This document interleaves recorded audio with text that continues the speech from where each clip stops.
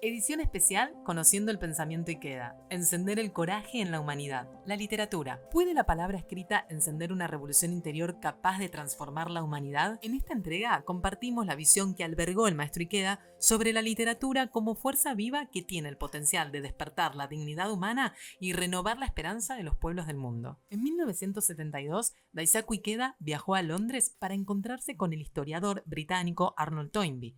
En aquel diálogo, publicado más tarde bajo el título Elige la vida, surgió una pregunta que marcaría para siempre el pensamiento literario de Ikeda.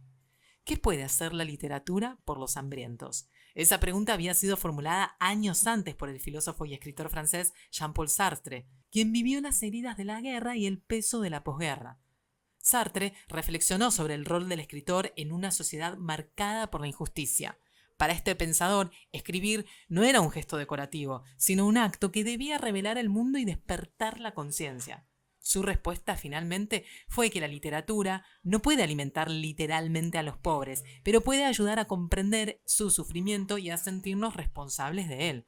En su respuesta a Toynbee, Ikeda no niega la lucidez de Sartre, pero ofrece una visión ampliada. Donde el filósofo francés veía límites, Ikeda vislumbra posibilidades. Reflexiona que un escritor debe tener libertad creativa que cobre su sentido más alto cuando nace de una preocupación sincera por el sufrimiento humano. La literatura, dice, no debe limitarse a contemplar el dolor de las personas, sino que debe despertar la fortaleza y la sabiduría que permite transformarlo. Y concluye, creo que debemos llegar a una literatura capaz de hacer algo por los que mueren de hambre. Allí donde la desesperanza del siglo XX creyó que la palabra había perdido su fuerza, Ikeda propone una literatura que al narrar la lucha cotidiana, centrada en el ser humano, despierte en cada uno la conciencia de su poder inagotable para crear valor y transformar el sufrimiento en esperanza. El arte que despierta la dignidad. Toynbee, que había dedicado su vida al estudio de las civilizaciones y sus crisis, reconoció en el maestro Ikeda la voz de una nueva cultura humanista. En su diálogo evoca a León Tolstoy y a otros artistas que buscaron reconciliar la belleza con la responsabilidad social. Ikeda lo escucha con atención y responde que el arte no es una obligación moral ni un mero pasatiempo, sino la expresión más profunda de la vida cuando se eleva hacia la compasión. Y expresa, yo espero que surja una literatura capaz de dar coraje a la humanidad en esta época.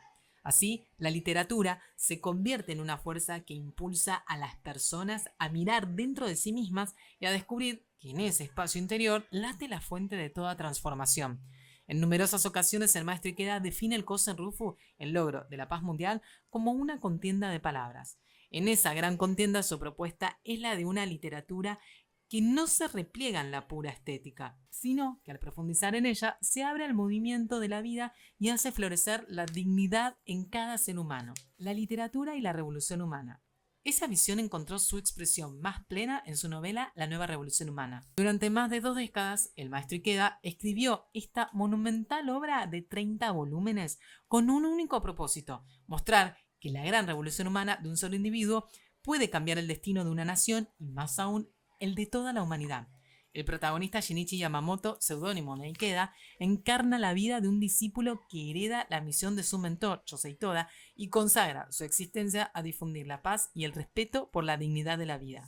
Mi mentor se esforzaba intensamente por escuchar los tenues lamentos de las masas silenciosas del mundo que sufren interminablemente.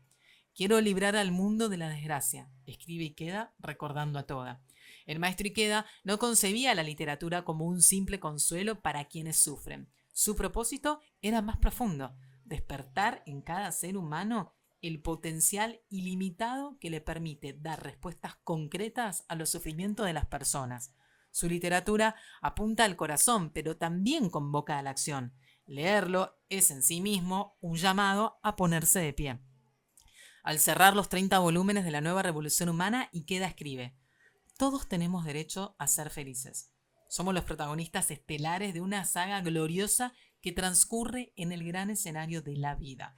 Hoy podemos preguntarnos cómo continuar esa tarea, cómo hacer realidad su visión en nuestra propia existencia. La nueva revolución humana nos invita a escribir con nuestros actos, palabras y pensamientos nuestra propia revolución humana, inspirados por su ejemplo.